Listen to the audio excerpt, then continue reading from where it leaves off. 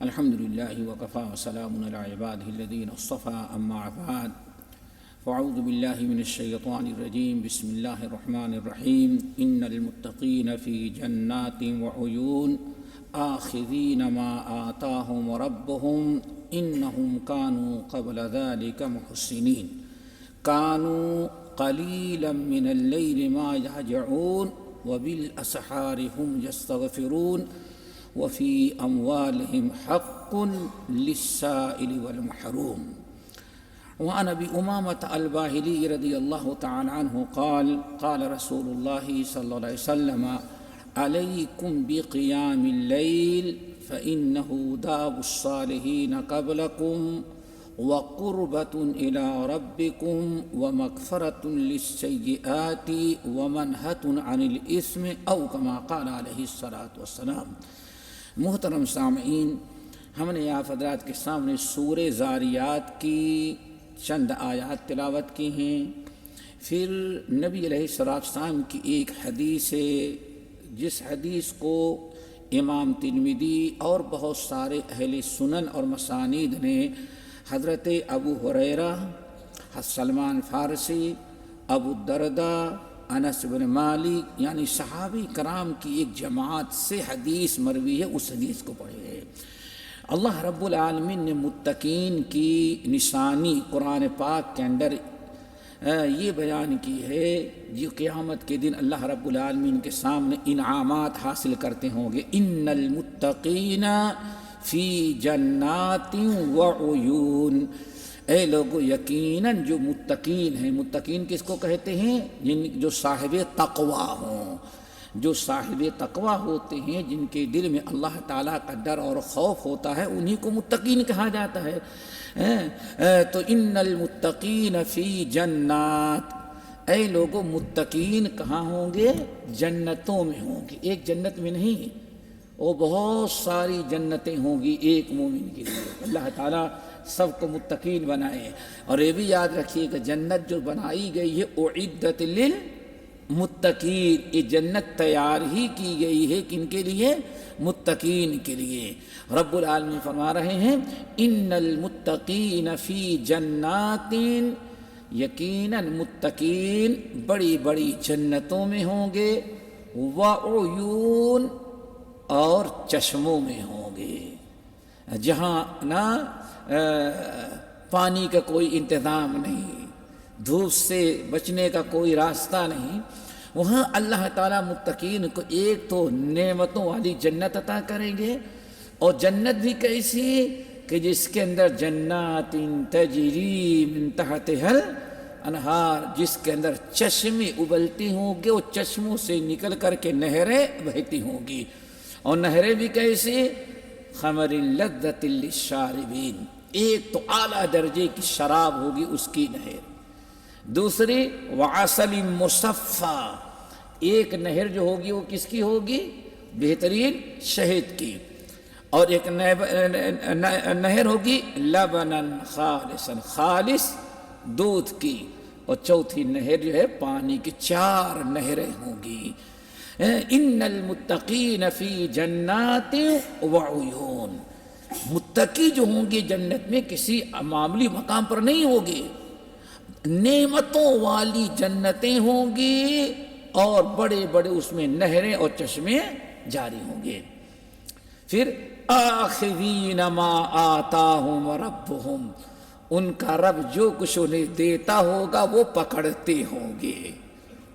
یہ اللہ کا انعام ذرا دیکھو. کسی کو تقویٰ مل جائے، کوئی متقین ہو جائے، سمجھو دنیا آخرت سب پار. آخذین، اخذ میں نے لینا، آخذین وہ لیتے ہوں گے، حاصل کرتے ہوں گے. کیا حاصل کرتے؟ ما آتاہم ربہم، ان کا رب جو انہیں دیتا ہوگا. اور کیا ملتا ہوگا؟ اجر و ثواب. دنیا کے اندر جو نیکیاں کی ہیں اس کے بدلے وہ لیتے ہوں گے، اللہ تعالیٰ کا فضل و کرم حاصل ہوتا ہوگا. ان المتقین فی جنات وعیون آخذین ما آتاہم ربہم انہم کانوا قبل ذلک محسنین. اور رب العالمین فرما رہے ہیں یہ متقین کو جو انعامات مل رہا ہے یہ کوئی باپ دادا کی جائیداد اور وراثت نہیں مل رہی ہے، سمجھ گئے نا، کہ ہاں وراثت مل رہی ہو، جائیداد اور پراپرٹی مل رہی ہو، نہیں۔ انہم کانوا قبل ذالک، یہ قیامت سے پہلے والی زندگی جو ان کو دنیا میں دی تھی، اس زندگی میں نیک اعمال کرنے والے تھے۔ یہ ہے میرے بھائی، دنیا میں انسان جو کچھ کر رہا ہے اس کا بدلہ کہاں پاتا ہے؟ وہ آخرت میں، قیامت کے دن۔ انہم کانوا قبل ذالک محسنین، یقیناً یہ جو بدلہ لے رہے ہیں یہ وہ لوگ ہیں چونکہ انہوں نے دنیا کے اندر محسنین یعنی نیک لوگوں میں سے تھے۔ انسان دنیا میں جو نیک اعمال کر لیتا ہے وہی آخرت میں کام آنے والا، وہی جنت تک پہنچانے والا۔ اسی لیے کسی نے بڑی اچھی بات کہی کہ جنت اور جہنم کی بکنگ آفس ہے یہ دنیا، عمل دے کر ٹکٹ لے لو جہاں جانے کی خواہش ہو۔ یہاں سمجھو جو کہ جنت نہیں بلکہ جنت کی بکنگ ہو رہی ہے، اور اس کا ٹکٹ کیا ہے میرے بھائی؟ نیک اعمال۔ جنت اور جہنم کی بکنگ آفس ہے یہ دنیا، عمل دے کر ٹکٹ لے لو جہاں جانے کی خواہش ہو۔ انہوں نے نیک کام کیا ہے تو اللہ تعالیٰ ان کو دے رہے ہیں۔ انہم کانوا قبل ذالک محسنین، اے لوگو انہوں نے آخرت میں کچھ نہیں کیا، مرنے کے بعد کچھ نہیں کیا، قیامت کے دن کچھ نہیں کیا، قبر میں کچھ نہیں کیا۔ ان کو جو کچھ مل رہا ہے انہوں نے پچھلی زندگی دنیا میں جو دی تھی اس کے اندر انہوں نے یہ کیا تھا۔ یہ ٹائم برباد نہ ہو جائے جو ہمیں ملا ہوا ہے۔ آگے انہم کانوا قلیلا من اللیل ما یہجعون، پھر اللہ تعالیٰ نے دنیا میں جو نیک کام کیے تھے متقین، ان کی 3 نیکیوں کا تذکرہ کیا، اور وہی 3 نیکیاں سنے۔ اللہ تعالیٰ سے دعا کریں کہ ہمارے اندر بھی وہ تینوں نیکیاں آ جائیں۔ کتنی پیاری بات، انہم کانوا قبل ذالک محسنین، ان کو یہ جو کچھ مل رہا ہے آخرت میں، بڑی بڑی جنتیں مل رہی ہیں، یہ چشموں والے نہریں جاری ہیں، اتنی بڑی بڑی نہریں مل رہی ہیں، یہ انعامات جو مل رہے ہیں اس لیے کہ دنیا میں کیا تھے؟ مرنے کے پہلے احسان محسنین نیک کام کرنے والے تھے۔ ہزاروں نیک کام کیے تھے لیکن اللہ نے 3 نیک کام کا تذکرہ کیا۔ نمبر 1، کانوا قلیلا من اللیل ما یہجعون، یہ ساری رات سوئے نہیں رہتے تھے، رات بھر سوئے نہیں رہتے تھے، یہ دنیا میں کام کرتے، محنت کرتے، مزدوری کرتے، آ کے کھا کے سو جاتے، سوتے بھی تھے، بیوی بچوں کا حق بھی ادا کرتے، اور اسی رات کے ایک حصے میں اٹھ کر کے اللہ تعالیٰ کو یاد بھی کیا کرتے تھے، تہجد گزار۔ انہم کانوا قلیلا من اللیل ما یہجعون، تھوڑے سے میرے بھائیو تہجد گزاری کی عادت بناؤ۔ اللہ تعالیٰ کا فضل و کرم، شکر ادا کرو، 5 وقت کی نماز کی توفیق دیا ہے۔ اسی کے ساتھ آپ اگر تہجد گزار بن جائیں، رات کو اٹھ کر کے تھوڑی سی تہجد کی نماز پڑھنے لگے تو یہ بدلہ ذرا دیکھو۔ اللہ فرماتے ان کانوا قلیلا من اللیل ما یہجعون، یہ رات میں کچھ دیر اٹھ کر کے تہجد کی نماز پڑھتے تھے، بستر سے الگ ہو جاتے، بستر سے اٹھ جاتے، وضو کرتے، پھر رب کے سامنے تہجد کی نماز پڑھنے کے لیے کھڑے ہو جاتے۔ یہی اللہ تعالیٰ کے محبوب بندوں کی نشانی ہے، یہ تہجد گزاری، رات کو اٹھ کر کے شب بیداری، قیام اللیل کرنا۔ دوستو یہی اصل میں عباد الرحمن اور اللہ تعالیٰ کے محبوب بندوں کی نشانی ہے۔ رب العالمین نے سورۃ الفرقان کی آخری رکوع کے اندر جو اپنے محبوب بندوں کی علامتیں بیان کی ہیں ان میں ایک علامت کیا ہے؟ والذین یبیتون لربہم سجدا وقیاما، اللہ کے محبوب بندے وہ ہیں کہ صرف سونے میں ان کا وقت نہیں گزرتا، ایسا نہیں کہ رات کے 2 بجے تک صرف ٹی وی میں ان کا گزر گیا ہے، کہیں نیوز دیکھنے میں چینل بدل کر کے ساری رات پاس کر، جب بالکل مجبور ہو گئے تو جا کر کے بستر پر پڑے، مردے کی طرح پڑ گئے، دعا تک بھی نصیب نہیں۔ والذین یبیتون لربہم سجدا وقیاما، اللہ کے محبوب بندے وہ ہیں جو رات میں قیام بھی کرتے ہیں، رکوع میں ہیں اور کبھی سجدے میں، یعنی تہجد کی نماز پڑھ رہے ہیں۔ آگے اللہ رب العالمین نے فرمایا وَبِالْأَسْحَارِ هُمْ يَسْتَغْفِرُونَ۔ دوسری نیکی، پہلی نیکی کیا تھی؟ رات کو اٹھ کر کے تہجد کی نماز پڑھ۔ دوسری کیا ہے؟ وَبِالْأَسْحَارِ هُمْ يَسْتَغْفِرُونَ۔ سحر کے وقت تہجد کی نماز پڑھ کر کے فارغ ہوتے تو اذان فجر سے پہلے اور تہجد کے درمیان کا جو وقت ہے اس میں اپنے رب کے سامنے توبہ استغفار کرتے۔ وَبِالْأَسْحَارِ هُمْ يَسْتَغْفِرُونَ وَالَّذِينَ يَقُولُونَ رَبَّنَا اصْرِفْ عَنَّا عَذَابَ جَهَنَّمَ إِنَّ عَذَابَهَا كَانَ غَرَامًا۔ رات کو تہجد کی نماز، پھر تہجد کی نماز کے بعد دوستو رب کے سامنے ہاتھ اٹھا کر کے توبہ کرنا، استغفار کرنا، اپنے گناہوں کی مغفرت مانگنا۔ اور ایک انسان یاد رکھو، انسان کو اپنے غلطی کا احساس ہو جائے اور اسے اس بات پر یقین ہو کہ ہم نے رب کی نافرمانی کی، اور مغفرت کرنے والا بھی صرف کون ہے؟ اللہ۔ اس وقت ذرا دیکھیں رب کے سامنے کیسے گڑ گڑا کر کے، عاجز مسکین بن کر کے، رو رو کر کے رب کے سامنے دعا کرتا ہے، اللہ معاف کر دے، اللہ مغفرت فرما، اللہ گناہوں کو بخش دے۔ سب سے زیادہ انسان اپنے گناہ یا اپنی حاجت کو لے کر کے رب کے سامنے جب ہاتھ اٹھاتا ہے تو اتنا مضبوط کنیکشن بندے کا اللہ تعالیٰ سے کسی اور حالت میں قائم نہیں ہوتا۔ ابھی آپ نے نماز پڑھی، ممکن ہے نماز کے اندر شیطان نے 10 مرتبہ آپ کا دل باہر لے گیا ہوگا، لیکن آپ پریشان حال ہاتھ اٹھا کر کے رب سے دعا کرنے لگے تو شیطان کو بھی اتنا آپ رب سے جڑ جاتے ہیں دعا مانگنے میں کہ شیطان کو دل بہلانے اچکنے کا چانس بھی باقی نہیں رہ جاتا۔ اسی لیے اللہ کے رسول فرمایا الدعاء هو العبادہ، لوگوں سب سے بڑی عبادت تو کیا ہے؟ دعا ہی ہے۔ تو میرے بھائیوں دو عمل ہو گئے۔ نمبر 1 پہلا عمل تہجد گزاری، دوسرا عمل وبالاسحار هم یستغفرون، رب کے سامنے توبہ استغفار کرنا۔ نمبر 3 وفی اموالہم حق للسائل والمحروم۔ اور یہ جو نیکیاں کرتے ہیں 2 طرح کی ان کی نیکیاں ہیں۔ پہلی نیکی تو ہے رب کی عبادت، اور دوسری نیکی کیا ہے؟ وفی اموالہم حق للسائل والمحروم، اللہ نے جن کو مال دیا ہے اس مال سے اللہ کے بندوں سے کے ساتھ احسان کرتے ہیں، زکوٰۃ دیتے ہیں، صدقات کرتے ہیں، خیرات کرتے ہیں، مانگنے والے کو دیتے ہیں، پریشان لوگوں کی مدد کرتے ہیں۔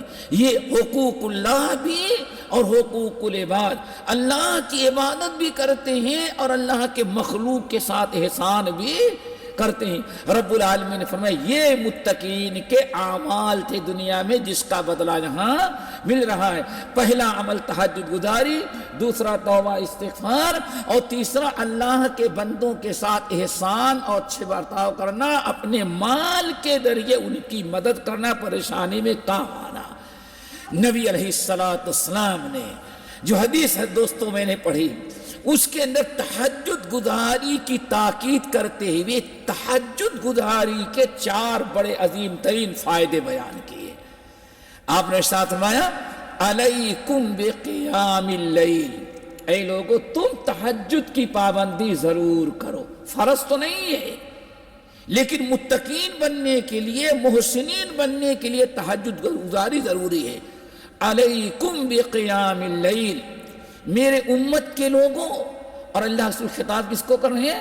حضرت بلال، حضرت سلمان، حضرت ابو دردہ، حضرت ابو ہریرہ، اتنے اعلیٰ درجے کے صحابہ کو اللہ رسول تاکید کریں علیکم بقیام اللیل، اے بلال، اے سلمان، اے ابو دردہ، اے ابو ہریرہ، علیکم بقیام اللیل، خبردار تہجد کی نماز نہیں چھوڑنا، تہجد کی نماز کی پابندی کرو، شب بیداری کرو، سوئے گردوں نہ لے شبگیر کا بھیجے کوئی اپنا سفیر، رات کے تاروں میں اپنا راز نہ پیدا کرے۔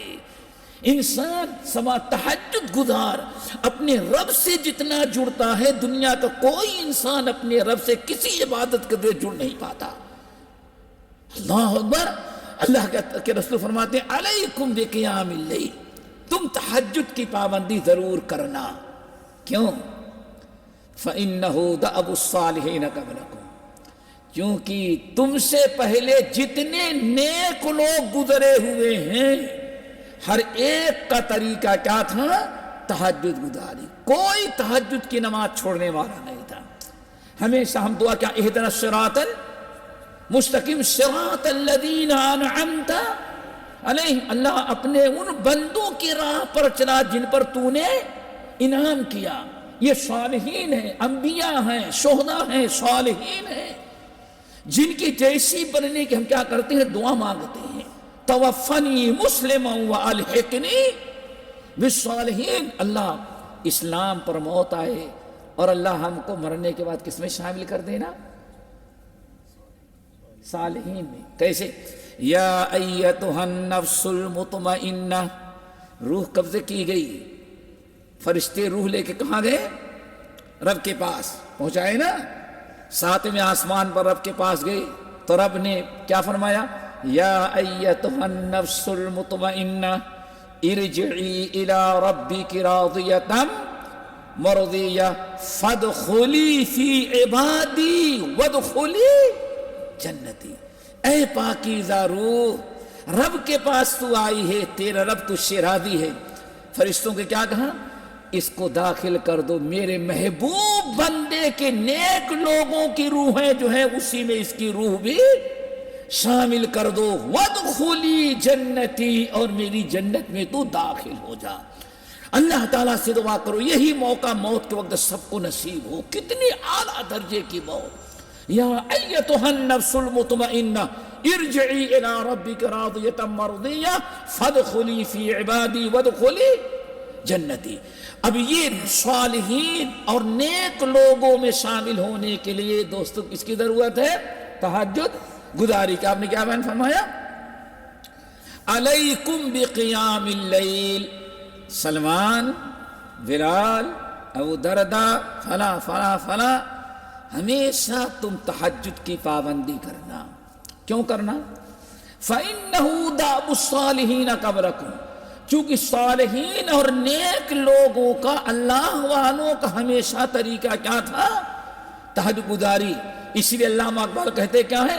عطار ہو، رومی ہو، راضی ہو، غزالی ہو، کچھ ہاتھ نہیں آتا بے آہے سحر گاہی. جتنے نیک لوگ گزرے ہوئے ہیں ان میں سے ہر ایک کا طریقہ کیا تھا؟ تہجد گزاری. اللہ اکبر.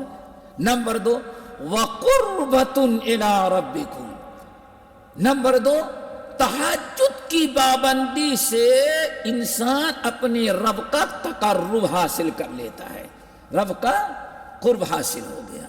2 چیزیں ہو گئی نا. پہلی چیز صالحین میں شامل ہو گئے. نمبر 2 رب کا تقرب، رب کی قربت حاصل ہو جاتی ہے. صحیح مسلم کی اس حدیث پر ذرا غور کریں. اللہ کے رسول نے اپنے خادم سے پوچھا میاں کچھ ضرورت ہے؟ بولو. اللہ کے رسول کچھ نہیں بولو، کچھ ضرورت ہوگی. بڑا اصرار کیا. اللہ کے رسول کے خادم تھے، 24 گھنٹے آپ کی خدمت میں. آپ اندر سو جاتے تھے تو دہلیز پر لیٹے رہتے تھے. بہت اللہ کے رسول نے سوچا پتہ نہیں 24 گھنٹے ہمارے ساتھ اس کو کیا ضرورت ہوگی. پوچھا بتاؤ کچھ. کہنے لگے یا رسول اللہ، صحیح مسلم کی حدیث ہے، آپ اصرار کر رہے ہیں تو پھر ذرا مہلت دیں، خوب سوچ لیں، اس کے بعد آپ سے مانگیں گے. اب مانگنا ہے تو کوئی بڑی چیز مانگے نا. سوچ لوں گا تب. اللہ سے سوچ لو. گئے خوب سوچ کر کے بیٹھے ہوئے. اب اللہ کے رسول نے پوچھا کیا چاہیے؟ تو کھٹ سے بتا دوں گا مجھے یہ چاہیے. کیوں؟ اب تو تیار کر سوچ کر کے بیٹھے ہوئے نا. پہلے تو سوچا نہیں تھا، اب تو سوچ کر کے بیٹھے ہیں. اب اللہ کے رسول پوچھتے ہی نہیں. ایک عرصہ کے بعد اللہ کے رسول نے فرمایا ہاں کیا چاہیے تم کو؟ سوچ لیں. اللہ کے رسول سوچا ہوں کیا چاہیے؟ یا رسول اللہ اسألک مرافقتک فی الجنہ. سوچ کے تو بیٹھا ہو کیا چاہیے؟ اسألک مرافقتک فی الجنہ. بس ایک ہی چیز سوال ہے، وہ کیا کہ جیسے دنیا میں آپ کی خدمت نصیب ہے جنت میں بھی آپ کی خدمت نصیب ہو جائے، بس اور کچھ نہیں. اللہ اکبر.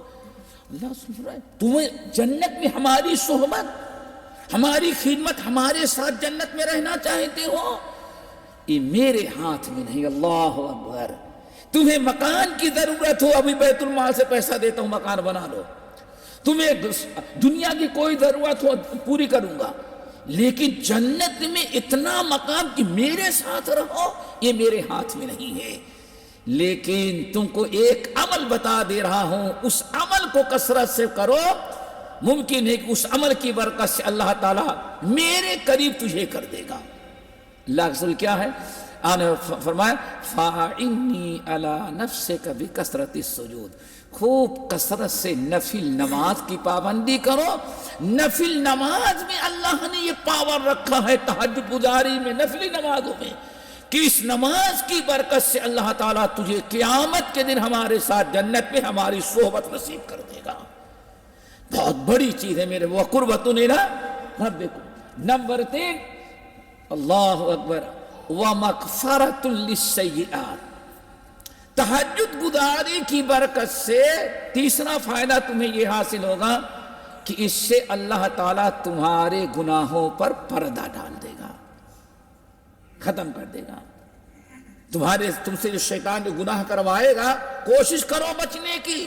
اگر کوشش کے باوجود بھی گناہ ہو گئے تو اللہ تعالیٰ تہجد کی برکت سے اس پر کیا کرے گا؟ پردہ ڈال دے گا. نمبر 4 بڑی پیاری چیز وَمَنْهَةٌ عَنِ الْإِثْمِ. میرے صحابیوں تہجد کی پابندی کرو، قیام اللیل کا اہتمام کرو. کیوں؟ قیام اللیل کی برکت سے اللہ تعالیٰ تمہیں یہ تہجد گزاری تم کو گناہوں اور برائیوں سے روک دے گی. اللہ تعالیٰ تمہیں تہجد کی برکت سے کیا کرے گا؟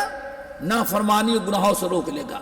جیسے کہ اللہ نے وعدہ کیا اِنَّ الصَّلَاةَ تَنْهَىٰ عَنِ الْفَحْشَاءِ وَالْمُنْكَرِ. لوگوں نماز کی پابندی کرو، نماز تمہیں بے حیائی اور برائی سے روک دیتی ہے. تو میرے بھائیوں یہ تہجد گزاری بڑی اعلیٰ درجے کی عبادت ہے. اللہ تعالیٰ سے دعا کرو ہم سب کو نصیب کرے. قرآن و حدیث میں اس کی بڑی تاکید، بڑی فضیلت بیان کی گئی ہے. یہ چند باتیں میں نے رکھا ہے، اللہ تعالیٰ اس پر عمل کی توفیق نصیب فرمائے. باقی انشاءاللہ اگلے منگل کو اقول قولی ھذا واستغفر اللہ من کل ذنب واتوب الیہ.